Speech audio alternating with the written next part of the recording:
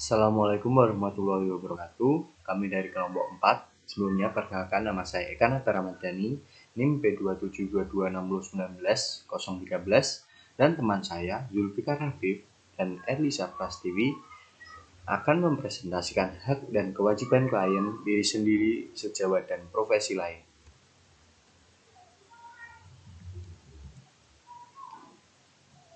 Menurut UU RI nomor 44 tahun 2009 tentang rumah sakit, pasal 32, hak klien atau pasien yang pertama yaitu memperoleh informasi mengenai tata tertib dan peraturan. Dengan hak klien atau pasien memperoleh informasi tata tertib dan peraturan, di sini akan tertata rapi pelayanan kesehatan dari pasien, baik pasien maupun tenaga kesehatan. Kemudian yang kedua, memperoleh informasi tentang hak dan kewajiban pasien. Kemudian yang ketiga, memperoleh layanan yang manusiawi, adil, jujur, dan tanpa diskriminasi. Di sini tidak boleh menganggap pasien menurut tahta, tetap dilayani walaupun dia kaya, miskin, kemudian berkulit hitam, berkulit putih, tetap mendapat perlakuan yang sama atas pelayanan kesehatan. Kemudian yang keempat, memperoleh layanan kesehatan yang bermutu. Di sini pasien harus memperoleh layanan yang benar-benar standar dalam kesehatan. Kemudian hak klien atau pasien yang kelima, memperoleh layanan yang efektif dan efisien. Maksud dari memperoleh layanan yang efektif dan efisien yaitu pasien tidak boleh diberikan persyaratan yang sangat berbelit dan banyak. Harus yang simpel agar pelayanan tetap berjalan dengan baik.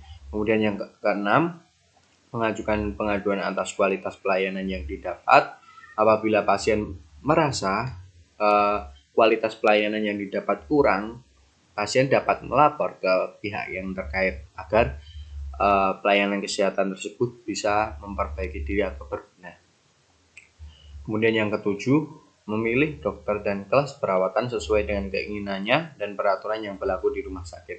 Kemudian yang kedelapan, meminta konsultasi tentang penyakit yang dideritanya kepada dokter lain yang mempunyai surat izin praktek atau SIP.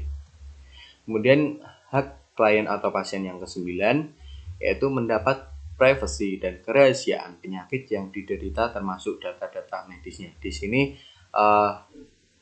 penyakit dari pasien harus dirahasiakan agar tidak tersebar dan ada kepanikan dari pihak keluarga lain. Kemudian yang ke-10 ada mendapat informasi yang meliputi diagnosis dan tata cara tindakan medis, tujuan tindakan medis, alternatif tindakan, risiko dan komplikasi, dan perkiraan biaya pengobatan.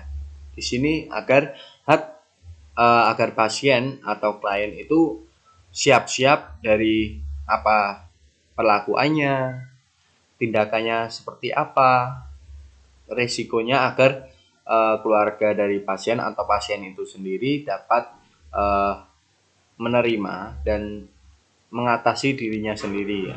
Dan tentunya perkiraan biaya pengobatan pasien atau keluarga pasien dapat siap-siap untuk membiayai pengobatan tersebut. Kemudian yang ke-11, memberikan persetujuan atau menolak atas tindakan yang dilakukan oleh tenaga medis. Apabila sesuai, pasien boleh menyetujuinya. Sedangkan kebalikannya, apabila tidak sesuai, pasien boleh menolaknya. Kemudian yang ke-12, didampingi keluarganya dalam keadaan kritis.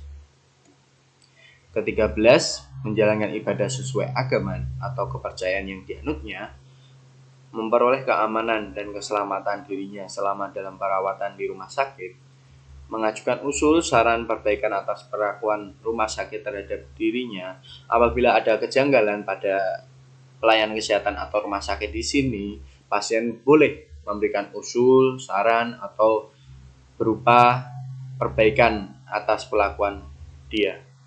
Yang ke-16, menolak pelayanan bimbingan rohani yang tidak sesuai dengan agama dan kepercayaan yang dianutnya. Kemudian yang ke-17 dari hak klien atau pasien, menggugat dan atau menuntut rumah sakit apabila rumah sakit diduga memberikan pelayanan yang tidak sesuai dengan standar. Apabila di sini tidak sesuai standar pelayanan, pasien dapat melaporkan ke pihak terkait yang mengatasi masalah hal ini. Kemudian yang ke-18, mengeluhkan pelayanan rumah sakit yang tidak sesuai dengan standar pelayanan melalui media cetak dan elektronik. Kemudian kewajiban klien atau pasien akan dijelaskan oleh teman saya. Kewajiban klien atau pasien.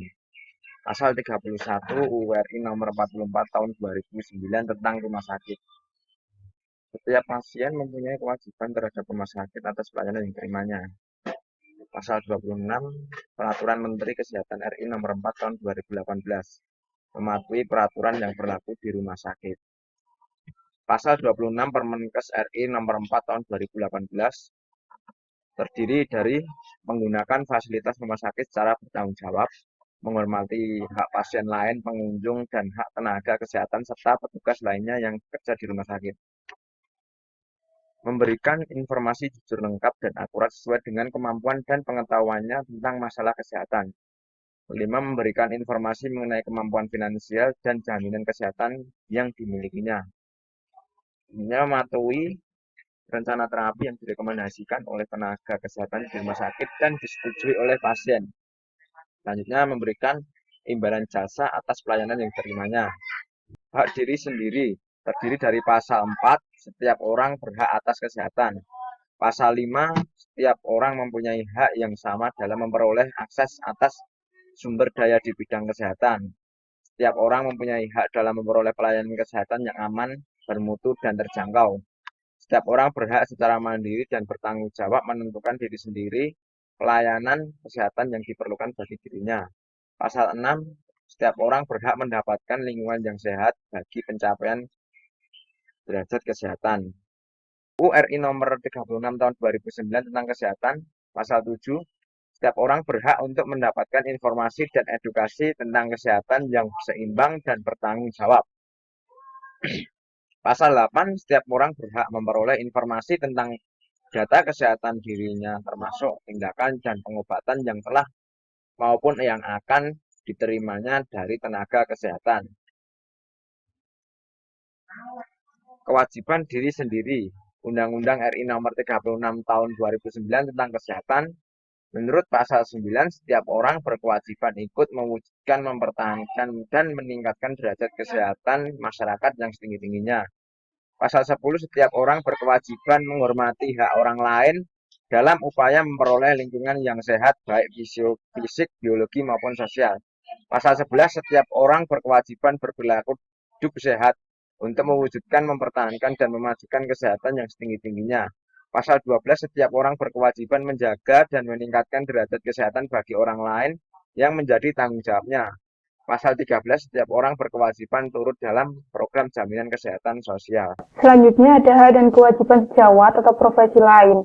Berdasarkan kode etik fisioterapi pada pasal 6, beberapa hak dan kewajiban sejawat atau profesi lain diantaranya yaitu yang pertama, terlibat dalam komunikasi yang efektif dan bekerja sama dengan rekan-rekan tenaga kesehatan profesional dan lembaga lainnya untuk mencapai hasil yang optimal bagi pasien atau klien. Kemudian merujuk pasien atau klien secara tepat waktu ketika kebutuhan mereka berada di luar lingkup praktik atau tingkat keterampilan fisioterapi. Yang ketiga ada dalam merujuk pasien atau klien, fisioterapis wajib memberi informasi tentang hasil penilaian dan pengobatan yang telah dilakukannya. Selanjutnya yaitu berperilaku hormat dalam komunikasi profesional kepada kolega dan profesional kesehatan lainnya. Yang terakhir yaitu berkolaborasi dengan penyedia layanan lainnya demi kebutuhan pasien atau klien. Selanjutnya yaitu tanggung jawab dan sanksi apabila hak dan kewajiban klien atau pasien, diri sendiri, sejawat atau profesi lain tidak terpenuhi. Berdasarkan Undang-Undang RI nomor 36 tahun 2009 tentang kesehatan di dalam pasal 56, dikatakan bahwa setiap orang itu berhak menuntut ganti rugi terhadap seseorang tenaga kesehatan dan atau penyelenggara kesehatan yang menimbulkan kerugian akibat kesalahan atau kelalaian dalam pelayanan kesehatan yang diterimanya. Kemudian dijelaskan pada Undang-Undang RI Nomor 23 Tahun 1992 tentang kesehatan yang termuat dalam pasal 54 ayat 1, yaitu terhadap tenaga kesehatan yang melakukan kesalahan atau kelalaian dalam melaksanakan profesinya dapat dikenakan tindakan disiplin. Sedangkan tindakan disiplinnya itu dapat berupa tindakan administratif yang misalnya saja pencabutan izin untuk jangka waktu tertentu atau hukuman lain sesuai dengan kesalahan atau kelalaian yang dilakukannya. Selain tindakan disiplin itu, terdapat sanksi administratif. Sanksi administratif menurut Undang-Undang RI Nomor 36 Tahun 2014 dalam pasal 82 ayat 3 dapat berupa teguran lisan, kemudian ada peringatan tertulis, lalu denda administratif, yang terakhir yaitu ada pencabutan izin. Daftar pustaka. Beberapa referensi yang kami ambil yaitu 1. Dari Kode Etik Fisioterapi, 2 dari Peraturan Menteri Kesehatan Republik Indonesia Nomor 4 Tahun 2018 tentang kewajiban rumah sakit dan kewajiban pasien.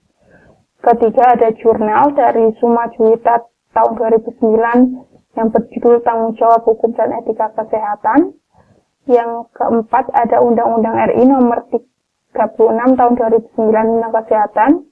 Kelima dari Undang-Undang RI Nomor 36 Tahun 2014 tentang Tenaga Kesehatan. Yang terakhir kami ambil dari Undang-Undang RI Nomor 44 Tahun 2009 tentang Rumah Sakit.